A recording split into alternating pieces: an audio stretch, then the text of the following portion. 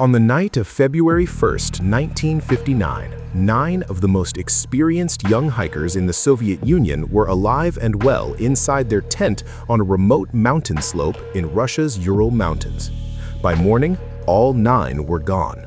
Their tent was found days later, collapsed and half buried in snow. But here is the thing that stopped the investigators cold the moment they arrived. The tent had been cut open.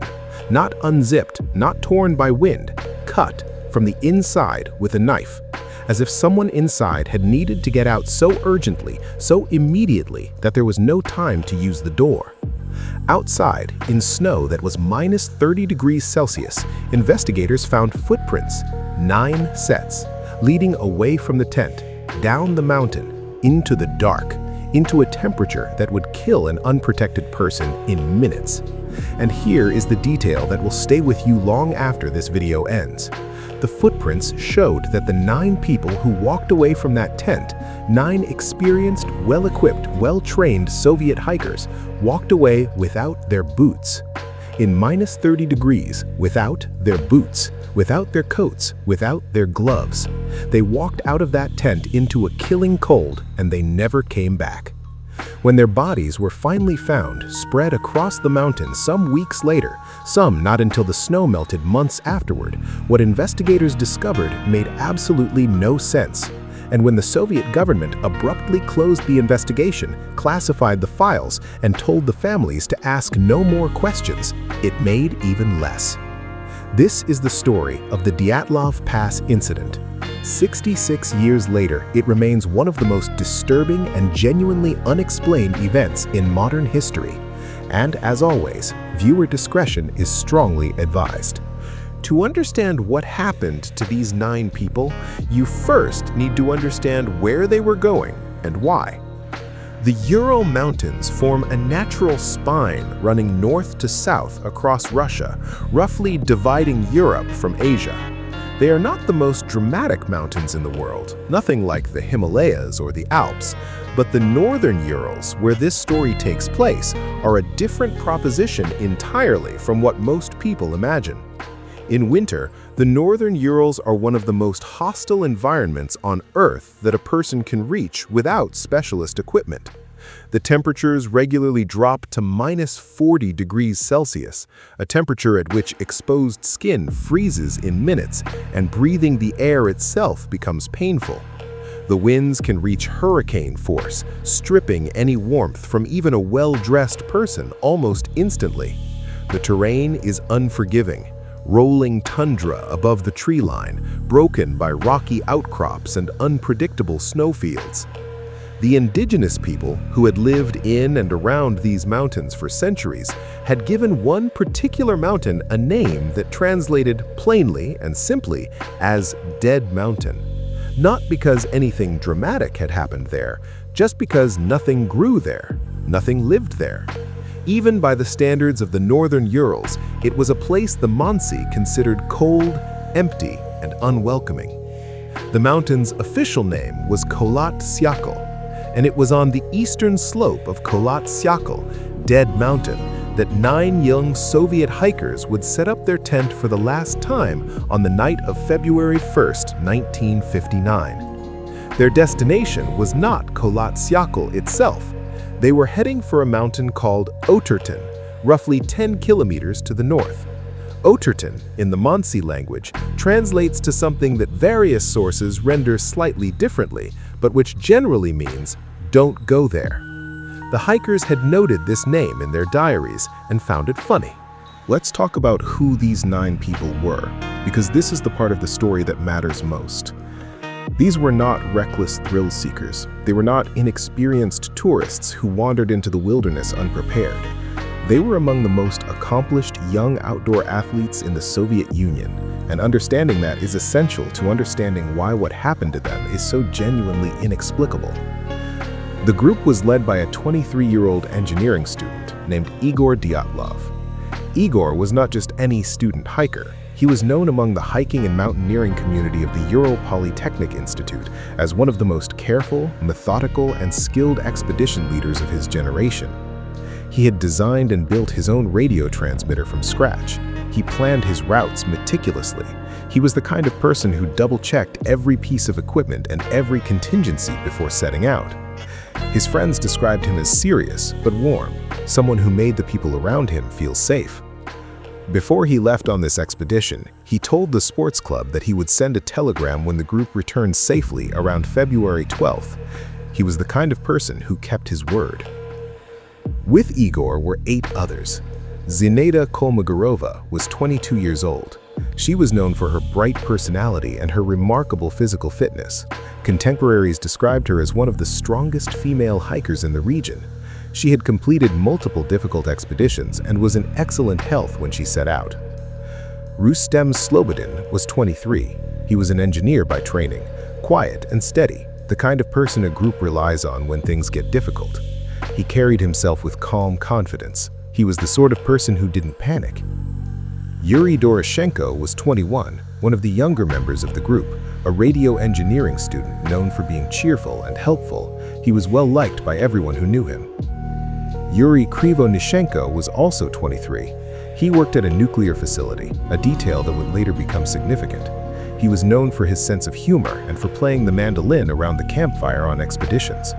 The group had brought a mandolin on this trip. Yuri played it for them in the early days. Alexander Kolevatov was 24. He was a physics student, precise and analytical, someone who thought carefully before acting. Zinaida's friend, Ludmila Dubinina, was 20 years old, the youngest person on the expedition, and the one whose fate would later generate the most disturbing questions. She was passionate about hiking and had already completed several serious expeditions. She kept a diary on the trip that survived. Her last entries were cheerful, excited about the journey ahead. Nikolai Thibault Brignol was 23. The unusual surname came from his French grandfather. He was studying construction engineering and had the kind of physical build that made him useful on difficult expeditions, strong, capable, reliable.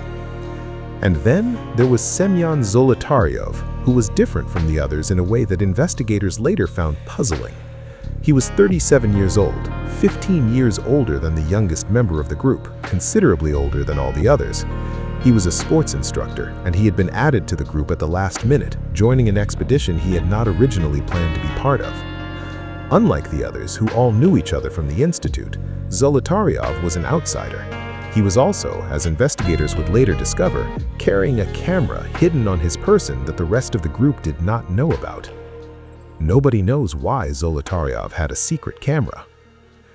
These 9 people set out from the city of Sverdlovsk, now known as Yekaterinburg, by train on January 23, 1959. There was also a 10th member of the group, Yuri Yudin, 21 years old, a geology student. Yuri Yudin is the most important person in this story, not because of what he did, but because of what happened to him. 4 days into the expedition, on January 28th, Yuri Yudin's knee and hip joints became so painful from a chronic condition, a combination of rheumatism and a congenital heart issue, that he was unable to continue. He made the difficult decision to turn back. He said goodbye to his friends, handed over some of his equipment so they wouldn't have to carry it back, and watched them ski away toward the mountains. He never saw any of them again.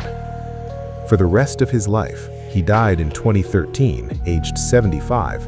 Yuri Yudin carried the weight of that moment, the guilt of being the one who lived. He spent decades trying to understand what had happened to his friends, pushing for access to classified files that the Soviet government refused to release, trying to make sense of something that refused to make sense. The last photograph taken of all 10 members of the group together shows them at the abandoned logging settlement where Yudin said goodbye. They are smiling. They look happy. They have no idea what is coming. The 9 remaining hikers pushed north into the mountains, following a planned route along river valleys before ascending toward their objective. Their diaries, which survived and were later recovered, describe the early days of the expedition with the normal texture of a winter camping trip. They complained about the cold, they joked about being tired, they sang songs. Krivonishenko played his mandolin.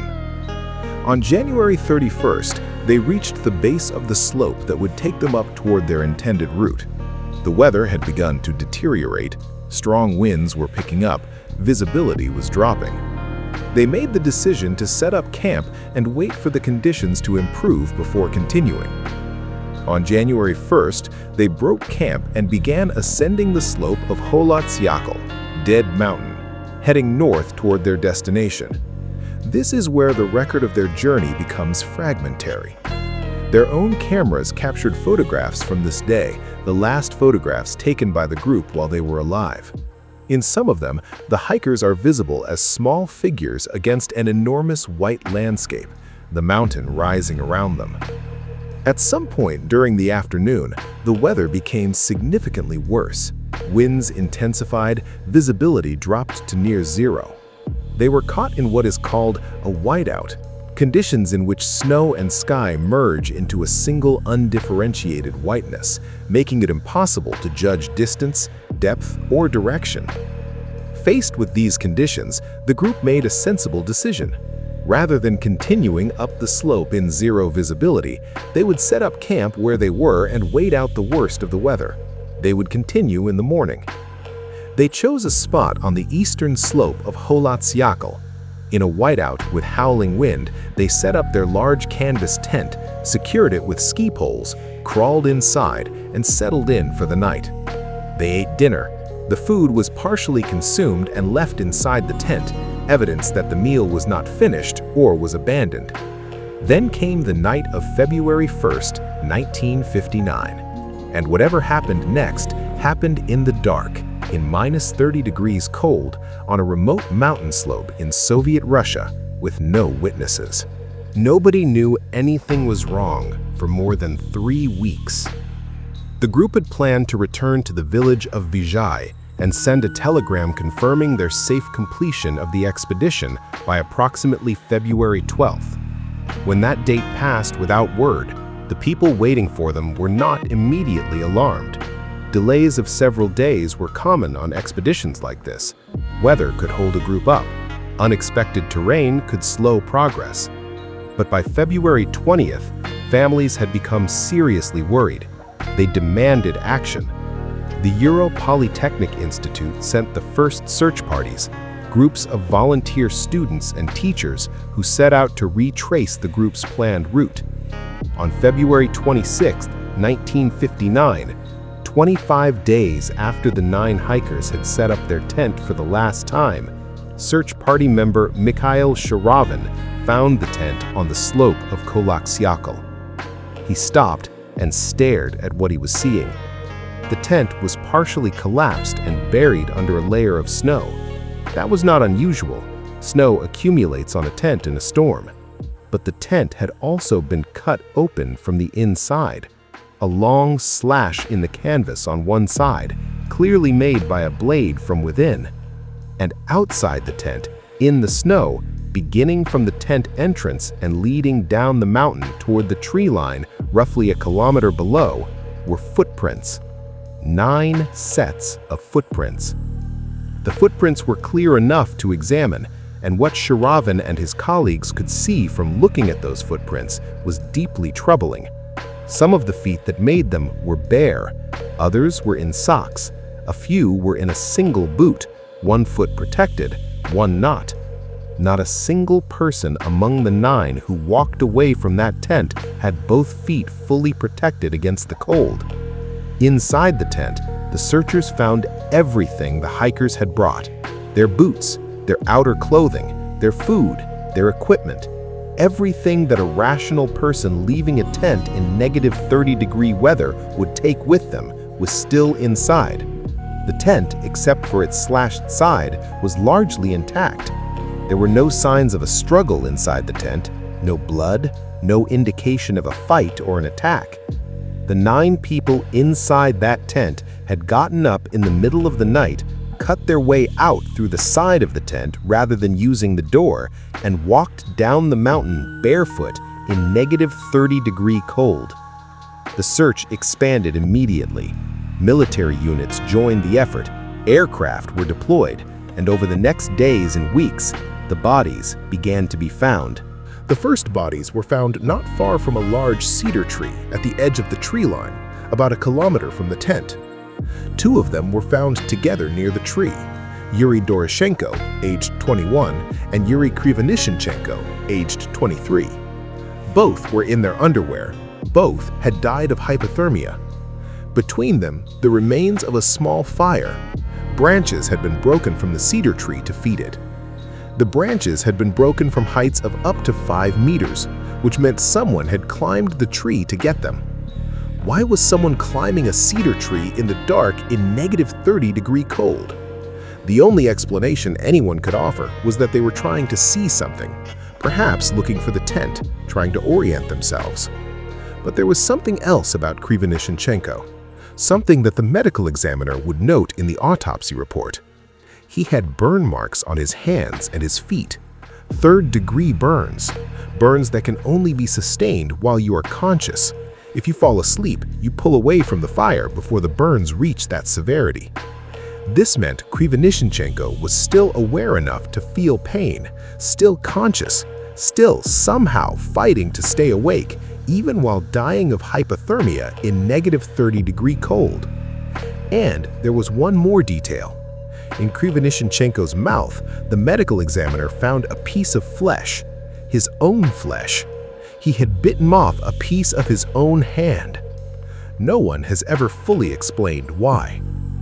3 more bodies were found over the following days, spread in a rough line between the cedar tree and the tent.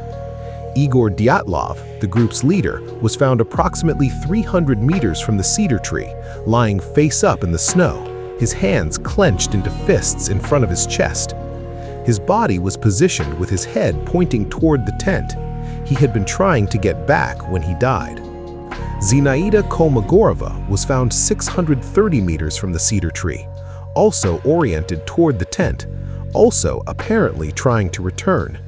Her face and hands were a purplish-red color. She had died of hypothermia.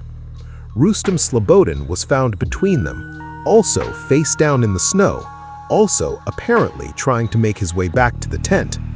His autopsy revealed something troubling. He had a fracture in his skull. Not a massive fracture, not immediately fatal on its own, but a fracture significant enough that investigators noted it. Combined with the hypothermia, it had killed him. But what had caused the fracture? He had fallen in the snow. Could a fall in soft snow cause a skull fracture of that severity? Nobody had a good answer. 5 bodies, all died of hypothermia, all found in their underwear or in a heavily reduced state of dress. All had walked, some had crawled through the dark and the killing cold, and all had died trying either to reach the cedar tree or to get back to the tent.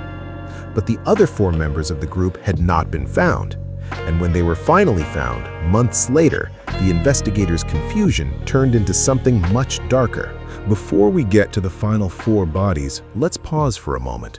Because to understand the behavior of these 9 people, why they left the tent without boots, why some of them appeared to be in a state of confusion, why Krivonishenko bit his own hand, you need to understand what severe hypothermia actually does to a human being. Hypothermia occurs when the body's core temperature drops below 35 degrees Celsius. The normal human body temperature is 37 degrees. That gap of just 2 degrees marks the point at which the body begins to lose its ability to regulate itself. In the early stages of hypothermia, what doctors call mild hypothermia, the body responds aggressively. Shivering begins. This is muscle activity specifically designed to generate heat. Blood is pulled away from the extremities, hands, feet, ears, nose, and directed toward the vital organs at the core. This is why people's fingers and toes go numb first. The body is deliberately sacrificing the extremities to protect the heart, lungs, and brain. As hypothermia progresses into the moderate stage, core temperature between 28 and 32 degrees, the shivering stops. This is actually a terrible sign, not a good one. The muscles have used up their energy reserves and can no longer generate heat. The heart rate slows, blood pressure drops, cognitive function begins to deteriorate significantly. And this is where the most disturbing symptom appears. a phenomenon that has been documented in hypothermia victims for centuries, but that still defies easy explanation. It is called paradoxical undressing. In moderate to severe hypothermia, approximately 20 to 50% of victims remove their clothing. They pull off their coats, their gloves, their boots. They strip down in the cold. They do this because as the hypothermia progresses and blood vessels in the skin begin to malfunction and dilate unexpectedly, there is a sudden and overwhelming sensation of intense heat. The dying person feels with complete conviction that they are burning up. They feel hot, and so they take their clothes off. This is almost certainly what explains why some of the Dyatlov hikers were found in their underwear. It is a recognized, documented symptom of a specific stage of hypothermia. It is horrifying to understand, but it has a medical explanation. There is also a phenomenon called terminal burrowing. In the final stages of hypothermia, the brain sometimes triggers a primitive survival instinct, causing a person to seek shelter in small, enclosed spaces. People in the late stages of hypothermia have been found in cupboards, under beds, behind furniture, crawling into the smallest space they can find, driven by an impulse they are no longer conscious enough to question. And severe hypothermia causes confusion, hallucinations, and complete disorientation. People who survive severe hypothermia describe it as not knowing where they were, not being able to think clearly, not being able to make decisions. They describe it as being drunk, but worse, as if the connection between intention and action has been severed.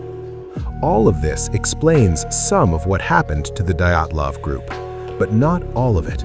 Because when the final 4 bodies were found in May 1959, when the snow melted enough to search the ravine where they had built their snow shelter, what investigators found was something that hypothermia alone could not explain.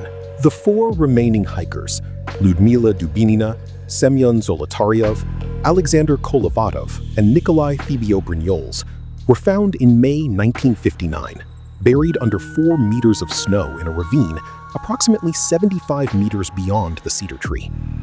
They had built a snow den, a shelter dug into the snow, the kind of emergency survival structure that experienced hikers know how to construct. They had clearly tried to survive. Some of them were better dressed than the group found near the cedar tree. They had taken clothing from the bodies of friends who had already died, trying to give themselves a fighting chance. But they were all dead. And the injuries on their bodies were unlike anything the investigators had seen or expected. Nikolai Fibio-Brignoles had a massive skull fracture, multiple fractures actually, to the temporal bone extending into the frontal and sphenoid bones of his skull. Pieces of bone had penetrated his brain. The forensic examiner described the force required to cause this injury as equivalent to being struck by a car traveling at significant speed. Semyon Zolotaryov, the older mystery man with the hidden camera, had been crushed. 5 ribs on his right side were broken, 2 fractures in each. His heart and lungs had been damaged by the pressure. The same forensic examiner used the same analogy. This was the kind of injury you sustained in a high-speed car accident. Lyudmila Dubinina, 20 years old, the youngest on the expedition, the one who had kept such an enthusiastic diary, had the most catastrophic injuries of all. 4 ribs on her right side were broken. 7 ribs on her left side were broken. Her heart was hemorrhaging. The right atrium of her heart showed massive internal bleeding. And then came the detail that would fuel decades of speculation, controversy, and horror. Lyudmila Dubinina was missing her tongue, her eyes, part of her lips, and some of the soft tissue from her face. Now here is the crucial detail that the forensic examiner stated clearly in his report. None of these 4 bodies showed external injuries corresponding to the internal damage. No cuts, no bruises on the skin surface, no lacerations, no marks that would indicate blows from a weapon or a fall against a hard surface. The force that had broken these people's bones, force equivalent to a high-speed car crash, had somehow been applied without leaving marks on the outside of their bodies. The skin was intact. The underlying bones were shattered. The forensic examiner's conclusion was direct and specific. The force of the blows had been too strong, and no soft tissue had been damaged. The injuries were not caused by another human being. So what caused them? The investigators found themselves confronted with a series of questions that, taken individually, might each have a plausible answer, but taken together, they formed a picture that refused to resolve into anything coherent. Question 1. Why did all 9 hikers leave the tent without their boots in -30-degree cold?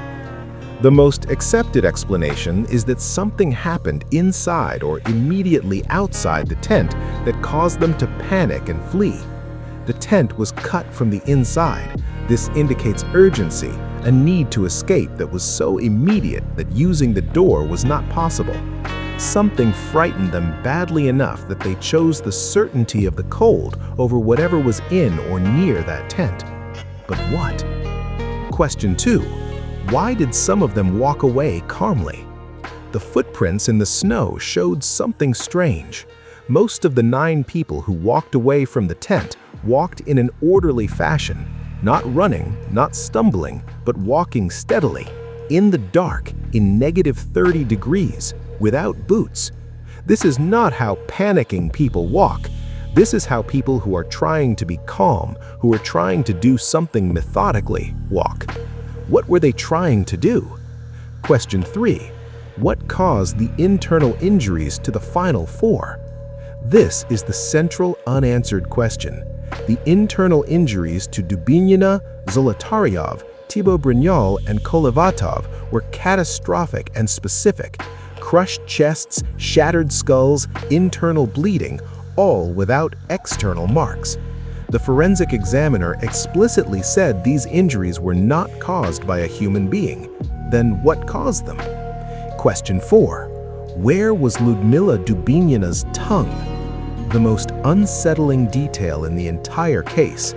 Multiple forensic examinations have been conducted over the decades, and the explanations offered range from post-mortem decomposition in the running water of the ravine, the body was found submerged, to scavenging by small animals.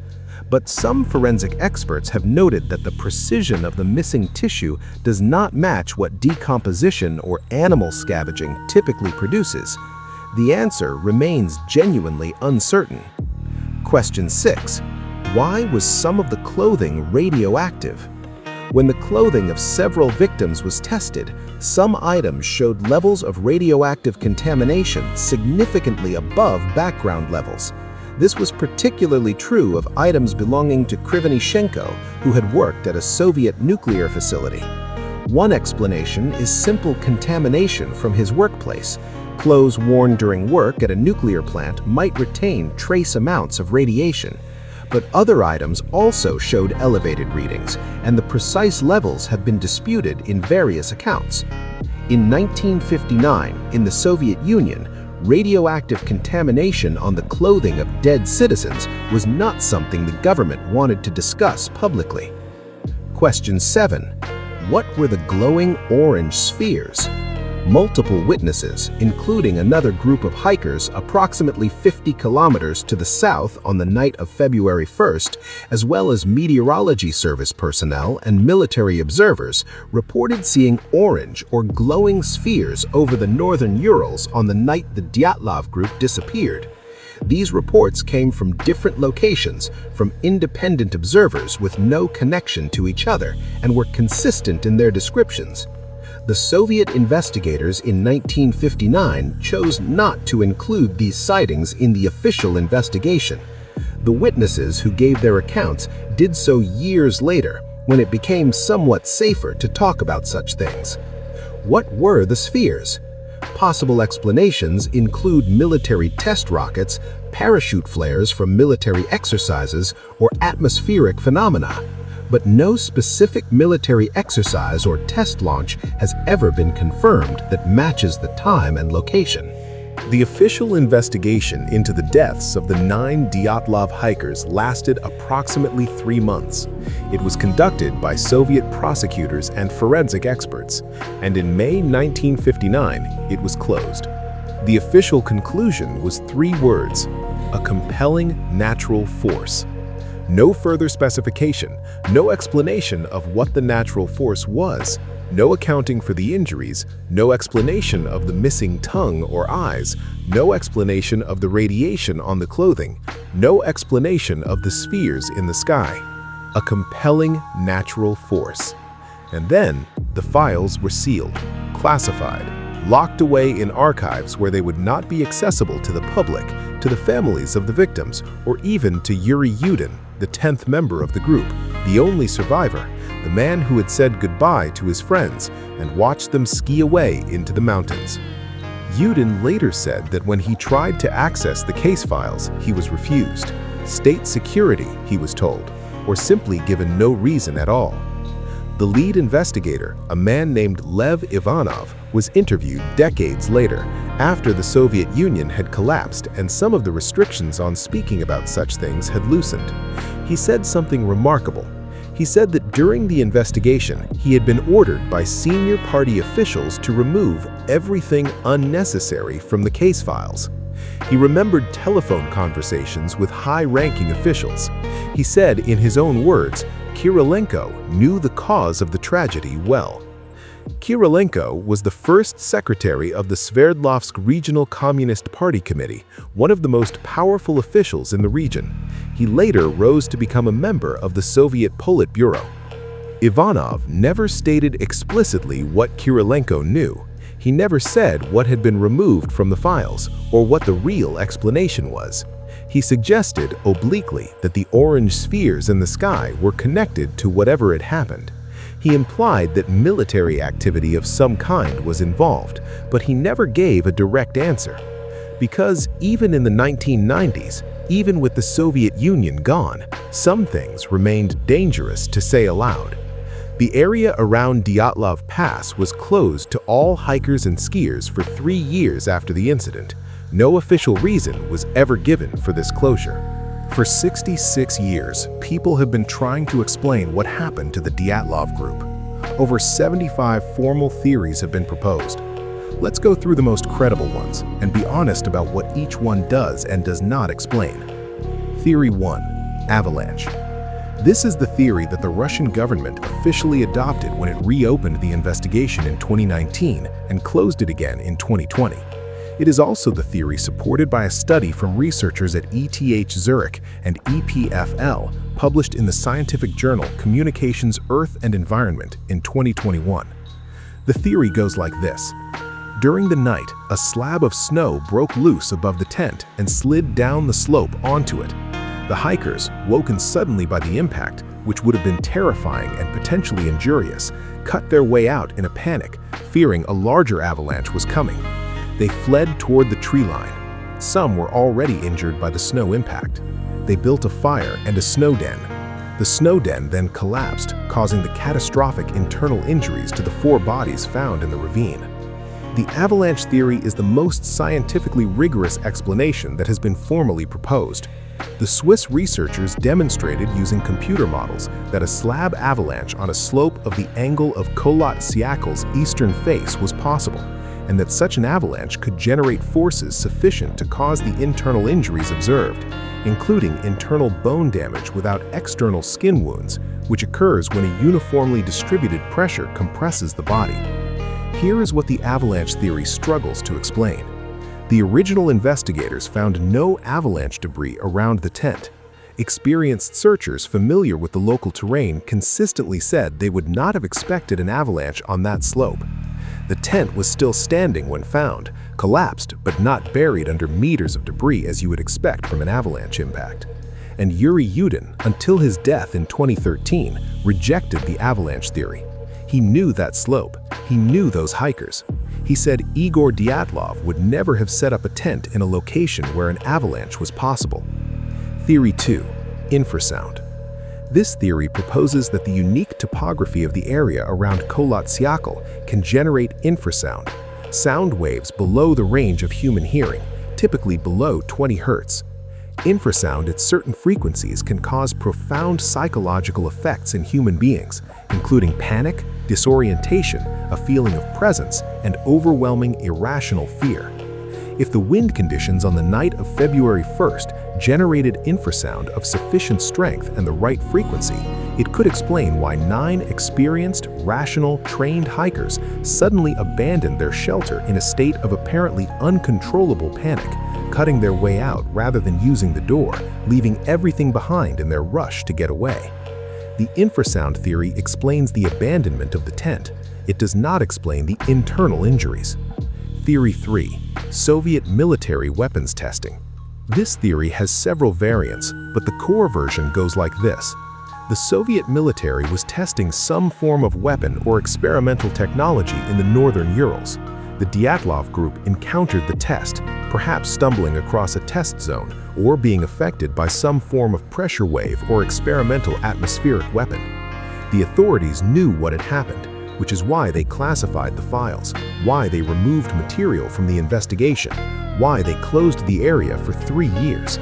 The orange spheres in the sky, reported by multiple independent witnesses, are consistent with some forms of military test activity. Rockets, flares, experimental propulsion. The radioactive material on the clothing is consistent with some forms of weapons testing. The catastrophic internal injuries without external wounds are consistent with the effects of a pressure wave, a high-velocity blast of compressed air that could crush internal organs without breaking the skin. Lev Ivanov, the lead investigator who was told to remove everything unnecessary from the case files, seemed to believe something along these lines when he spoke in later years. He was careful about what he said, but he was clear that the answer was not simply weather. This theory explains more of the evidence than any other single explanation. It explains the sealed files, the area closure, the party official who knew the cause. It explains the spheres. It potentially explains the injuries. It explains the radioactivity. What it cannot explain with certainty is the specific mechanism, exactly what the weapon was, exactly how it worked, exactly what it did to these 9 people. Theory 4. The katabatic wind or vortex.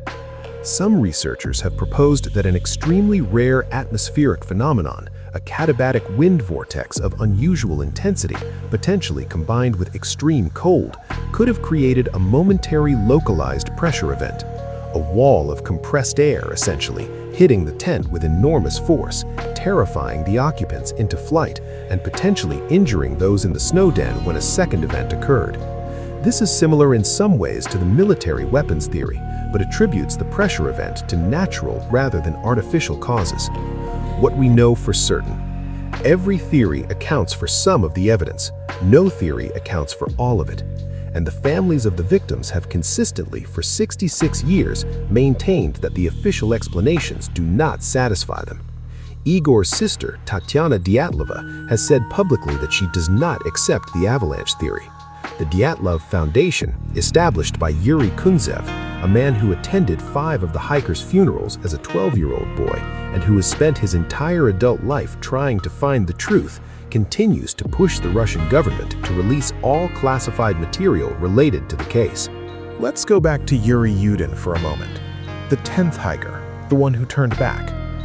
Yuri Yudin spent the rest of his life marked by this event, not just by survivor's guilt, though that was certainly part of it, but by a genuine, sustained, decades-long effort to understand what had happened to his friends. He was the one who identified some of the bodies. He was the one who cataloged the equipment and noticed the hidden camera on Zolotaryev's body that nobody else had known about. He was the one who, years later, was refused access to the case files that might explain his friends' deaths. In his later years, Yudin said something that stayed with researchers who interviewed him. He said that the thing that troubled him most was not the injuries, not the missing tongue, not the radiation. It was the footprints. He knew these hikers. He knew Igor Dyatlov's leadership style, his careful, methodical approach to danger. He knew that Dyatlov would never have left the tent in that state without an extraordinarily good reason.